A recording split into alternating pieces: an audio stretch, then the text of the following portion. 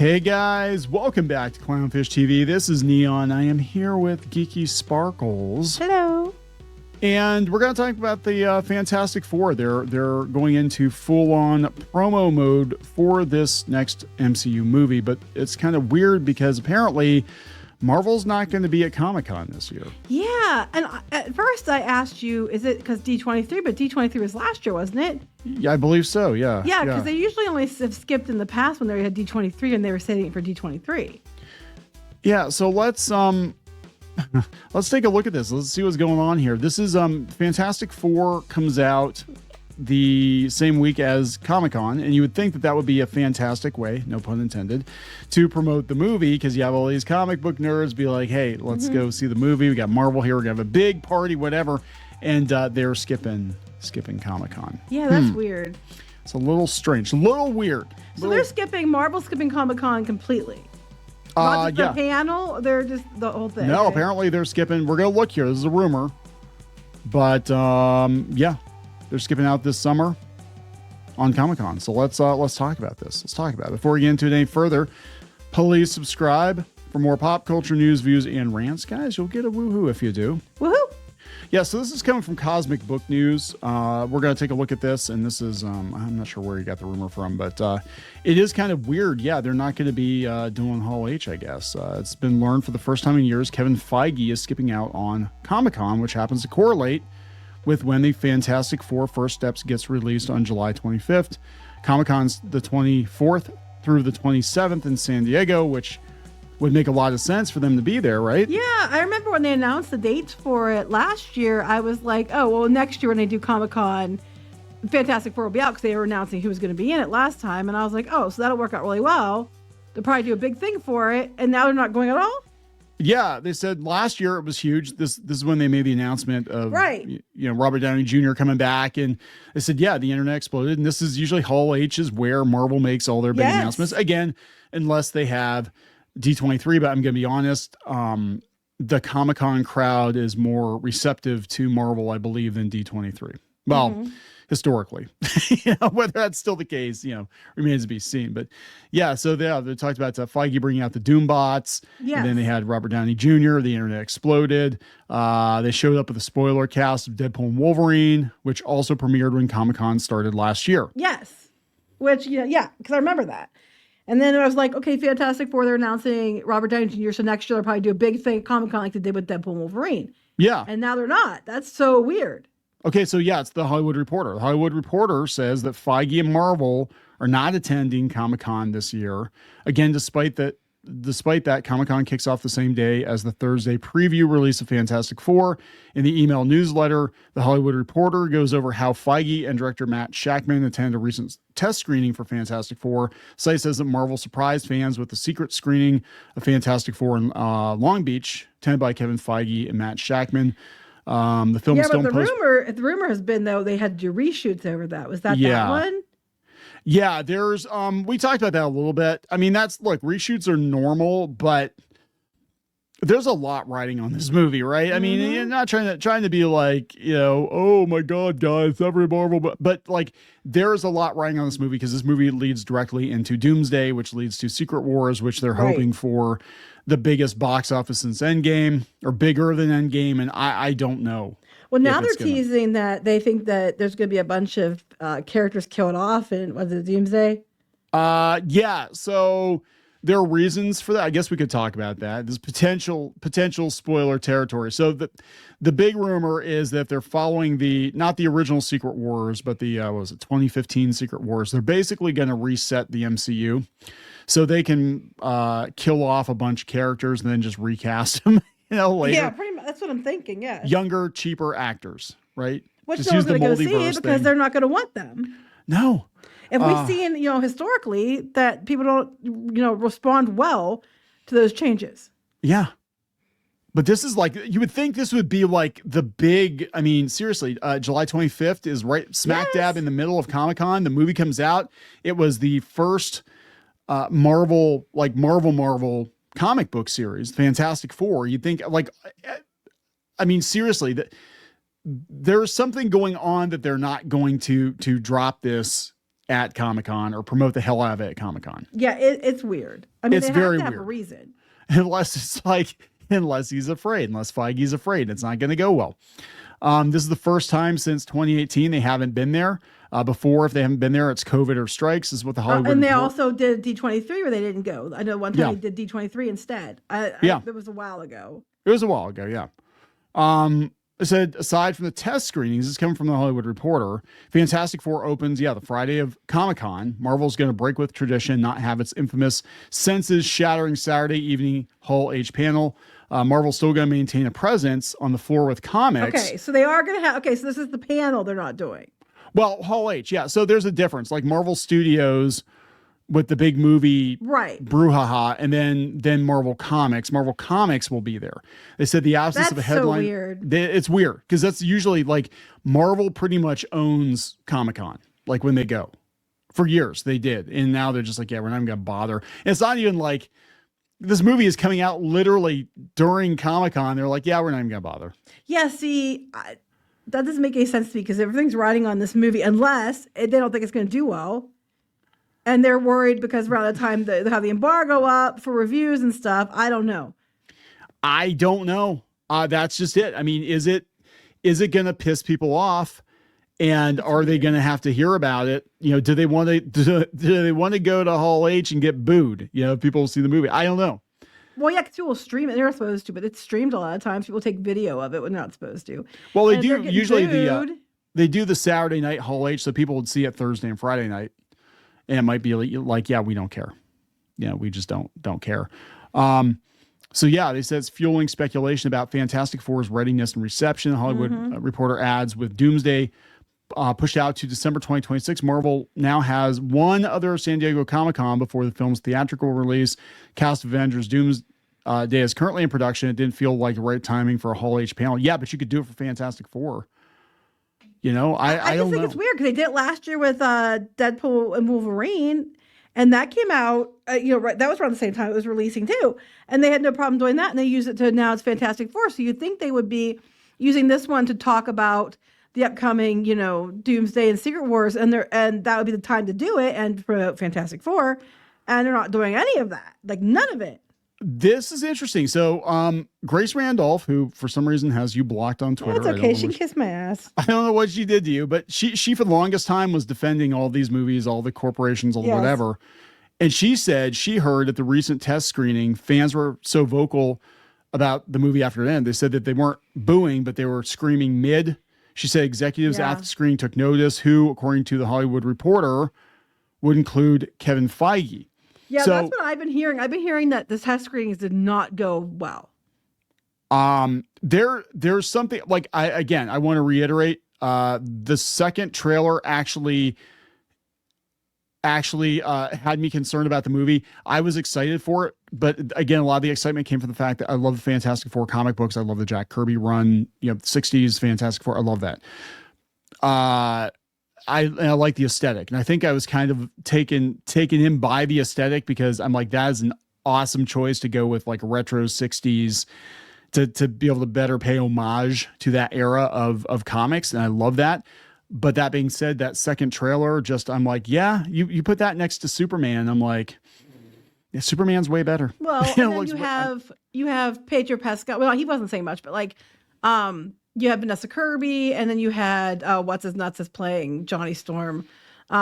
Stranger Things guy. Yeah, Quinn, they were both saying both making comments that were kind of like, and it's like there's a lot of things to be concerned about. And then the Silver Surfer doesn't look like she's finished. They're showing close-ups of her she actually looks worse. People are like, oh, it's just a low-res version, you bigots. I'm like, no, actually in HD she looks worse because you can see like she's got silver hair, which, okay, fine. I'm like, just go with Nova already. But she looks like she's wearing mascara and lipstick. Okay. Like black mascara and black lipstick. I'm like, no. And she's got her ears and the whole, I'm like, no. I thought what they would do is just, she'd be clean shaven or bald like the surfer without the ears and the whole, thing. Didn't she have hair in the comic though? She did, but it doesn't work. I don't think it works that well in live action. It's not streamlined because it's Silver Surfer is such a streamlined character and he's like so iconic.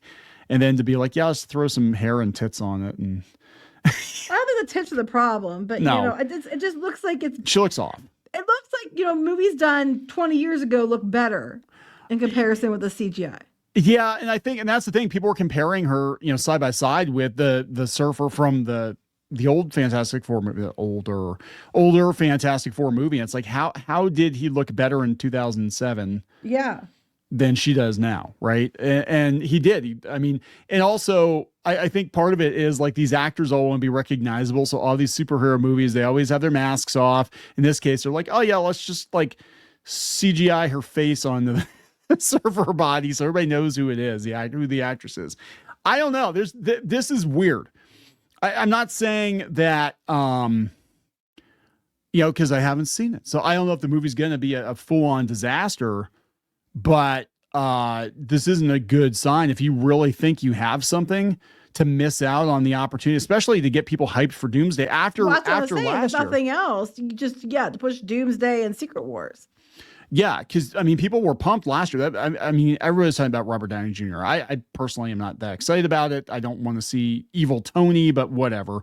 So it's I don't think it's a good sign. Now here's the post-credit scene, the leaked post-credit scene, supposedly. Do we want to see what happens? I guess. Have you seen it already?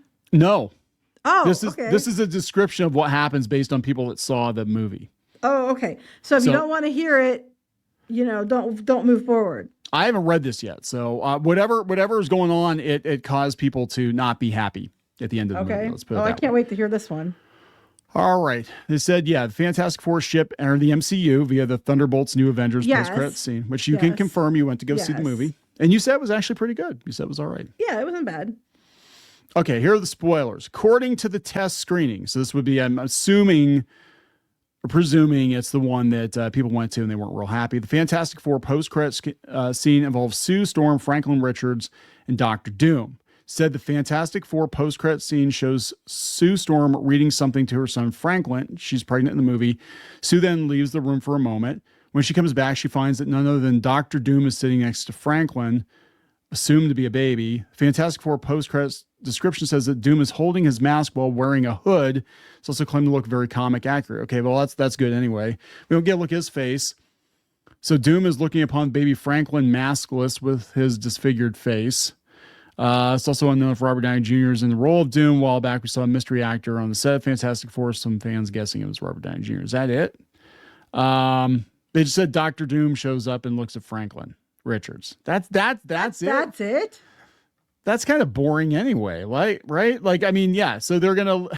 So here's the thing too. Like, I don't know how much Dr. Doom is in the movie, but it feels like to go from a Fantastic Four reintroduction movie to two movies where Doom's the main bad guy. There's no buildup because he was never supposed to be the main bad guy.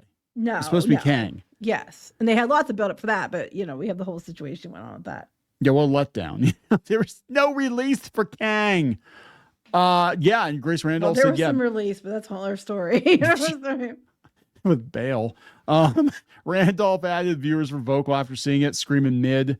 Fans thought Galactus was cool. I'm at this point, the only reason I would go see this movie, I think Thing looks good.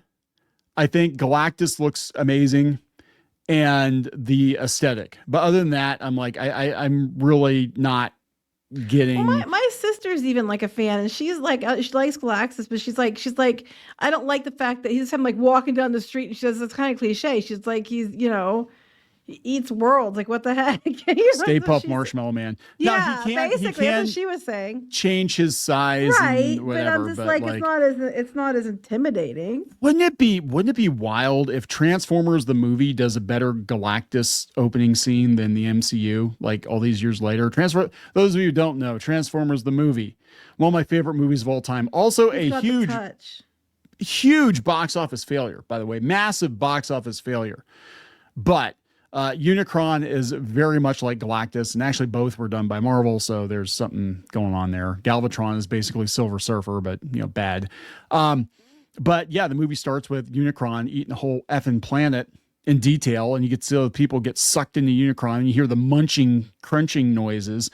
So I'm like, anything less than that in a live action Fantastic Four with Galactus is going to be disappointing.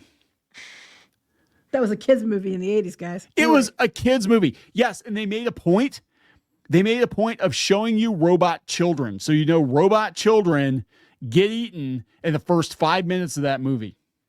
The 80s was a different time. It was a very different all time. the kids' movies were made to traumatize. Anyway. It was awesome. It was so awesome. It was just like, oh my God. And then they killed Optimus Prime. But then they brought him back because new toy. Anyway. As a zombie. They brought him back as a zombie, and then they brought him back again. Right. But and then in Japan, they brought him back again and again and killed him, I think, again. He died a lot more in Japan. Did he have a magical girl transformation scene? If not, then who cares?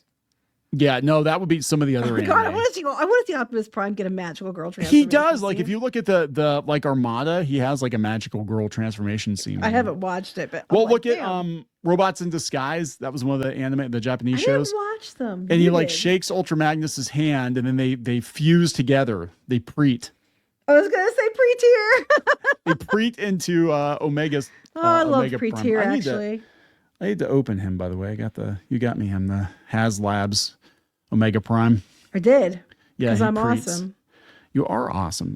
Yeah, he's a big boy. I don't know where I'm going to put him. Anyway, yeah. So I'm more interested in the toy than I am in this. I don't know. I just, it doesn't sound good. Let me put it to you this way. Pedro Pascal in it. It's Reed Richards. It didn't sound good.